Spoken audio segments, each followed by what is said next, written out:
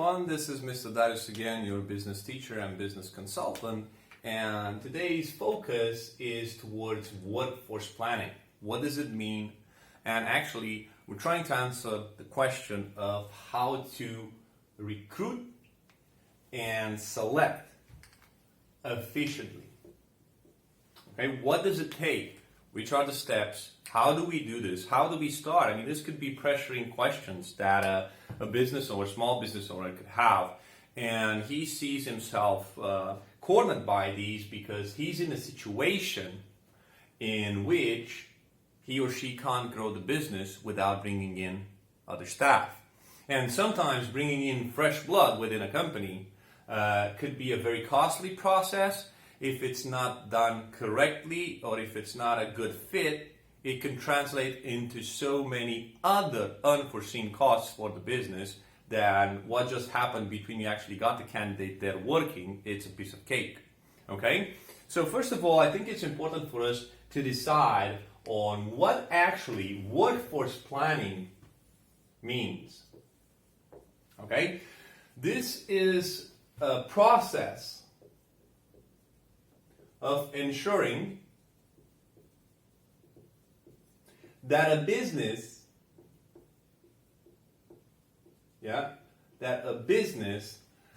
has access to human capital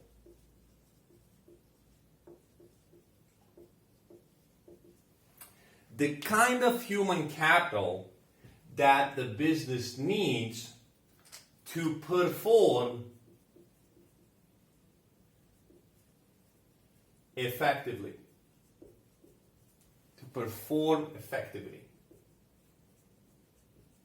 Okay? Let's start making money.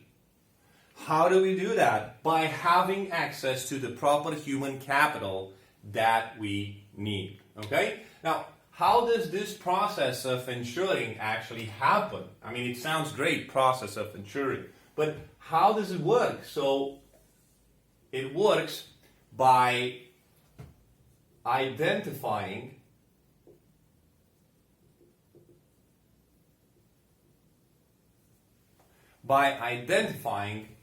current and future. It's really important to think about the future, especially here. Personnel needs. Okay? It's important to actually focus on what do we need right now as staff, what do we need in the future, okay? And after we did this, now this is where the magic happens if you are very, very good as an HR manager. Use the most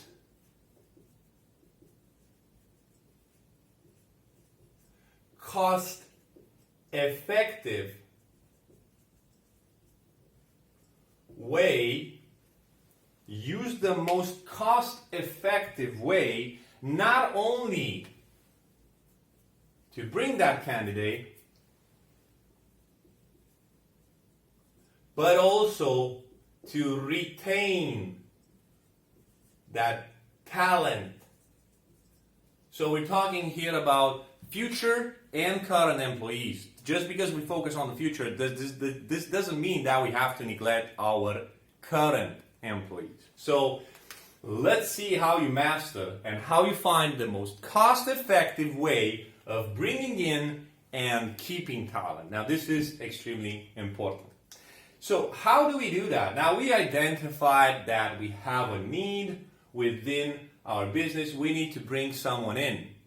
And we can't grow the business if this doesn't happen ASAP. So number one would be for us to decide on the vacancy.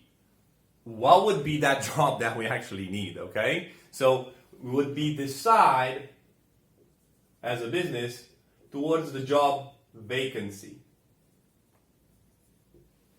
Okay? Now, once you've decided on the job vacancy, I would suggest you start working on the job description.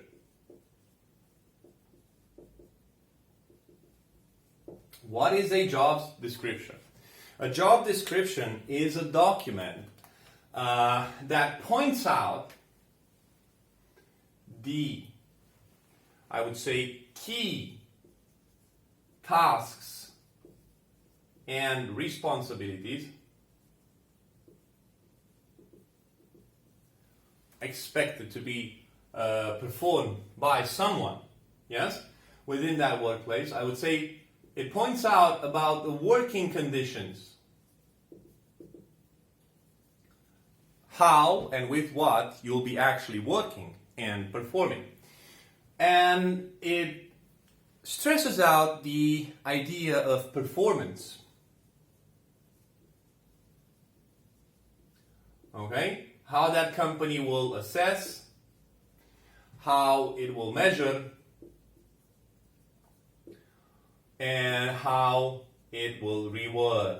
Okay? Now, most of the times I don't see a high emphasis on this one, and I kind of see very dodgy job descriptions that actually skip over this part. But let me tell you something. The sooner you get to this, and the sooner you settle this, and the more transparent you are at this chapter, you gain speed and you gain efficiency. So I would not leave out how performance is rewarded. Okay? Now, after we've done this, the next natural step would be to build a person specification.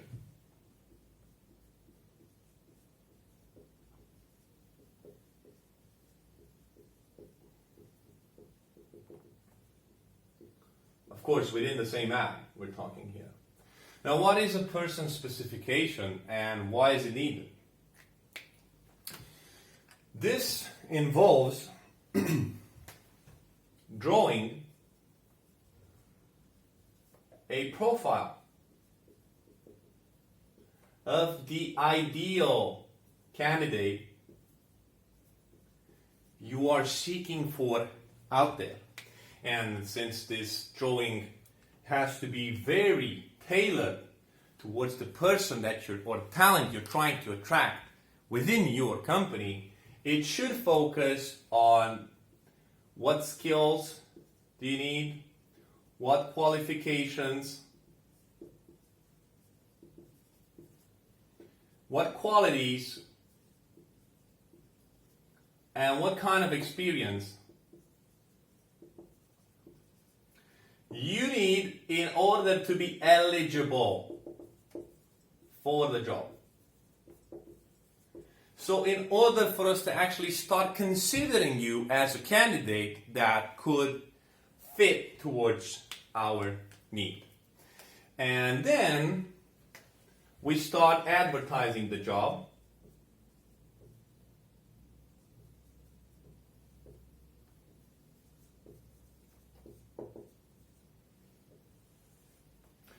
Advertising the job. Now, I would recommend you start with internally.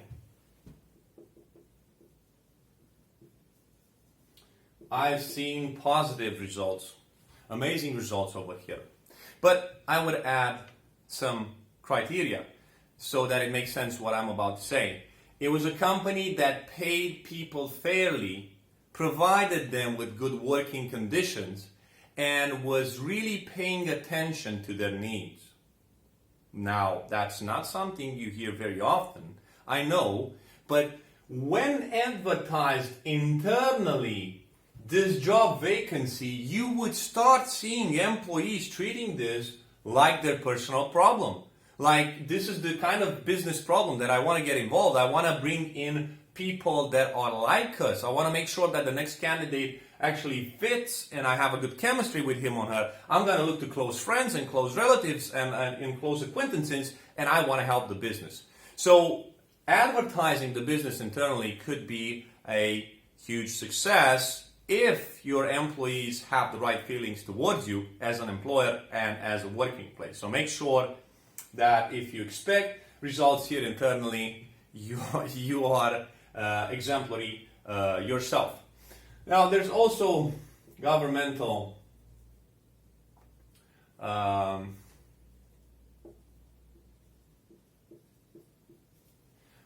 job centers. Of course, we already know about the recruitment agencies.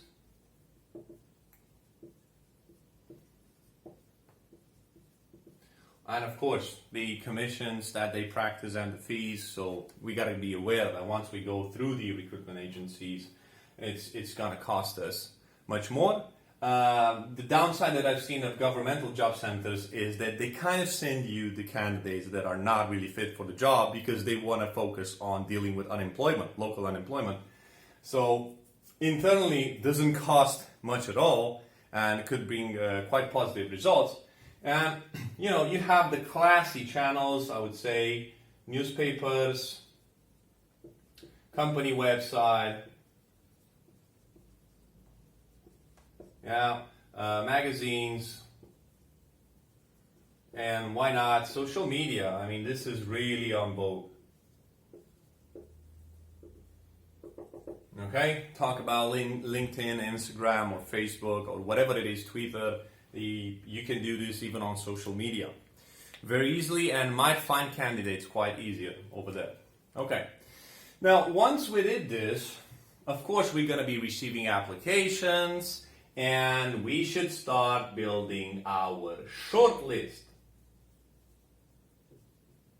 and start conducting interviews.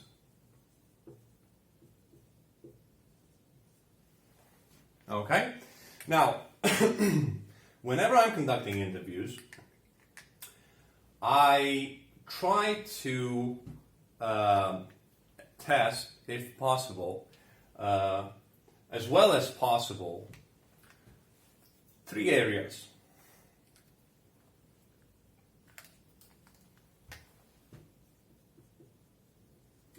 Number 1, and this is very oftenly ignored, I cannot repeat how much it hurts me to see that this is very much ignored, would be attitude.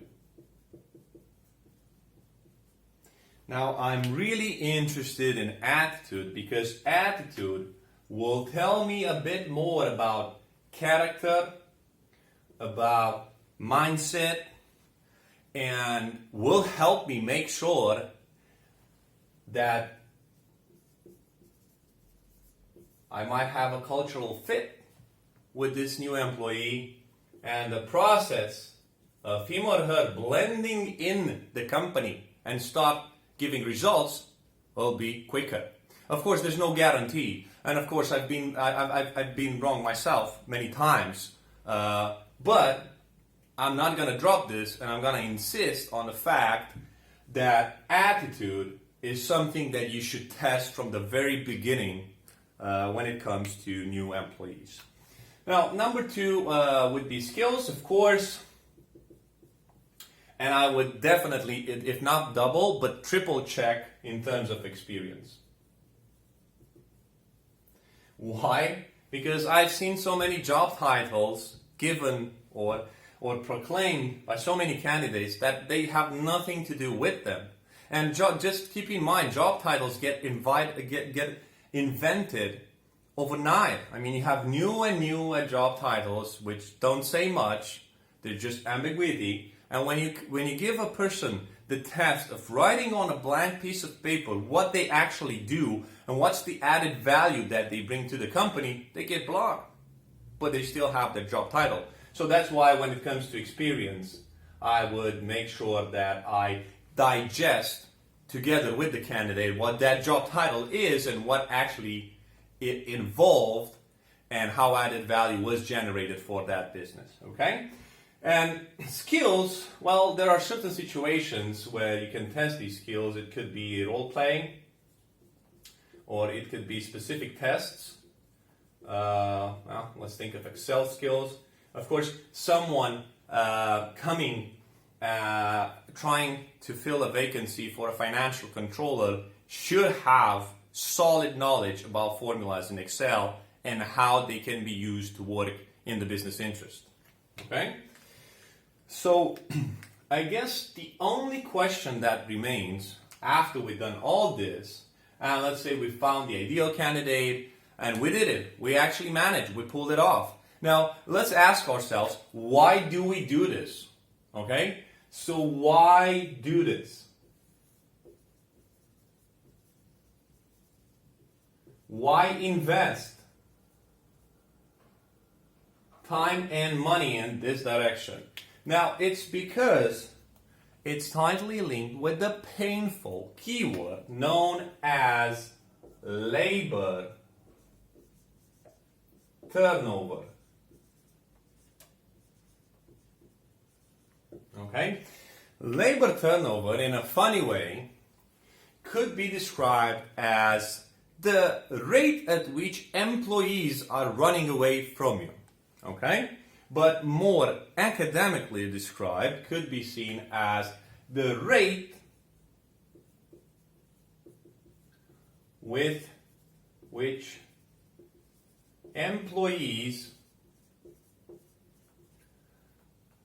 leave your company. There's even a formula that you can use over here to actually test your labor turnover. Would be total number of employees leaving in 1 year and the total number of employees that are employed. Okay? Now, it's very simple. Bear in mind, the higher labor turnover, the worse it is for the business performance. Okay? So, these are very indirectly linked, to say so. So, it's kind of a relationship as price and demand. Okay? And just bear in mind that it is an extremely elastic relationship. Yeah? Meaning that a shift in one will definitely create a major shift in the other. Why people leave, there are many reasons. Okay? Now, of course, I would like to believe that it is deeply anchored in the recruiting and selection phase because we haven't brought the proper candidates. But there are also other reasons, such as you're not paying fair salaries, you're not providing good working conditions, you're not preoccupied about a person's morale or the staff's work-life balance. You're not putting out there the proper attitude towards your employees. You don't show them respect. So there's so many reasons that I actually can build to labor turnover, but my personal opinion would be that it all starts with whom do we bring, how do we advertise, and how do we select. So this again stresses out the importance of the HR department within the success of a business. Thank you very much for watching this video, and don't forget, if you have any business queries, just drop me a line and I'll help you pull it through.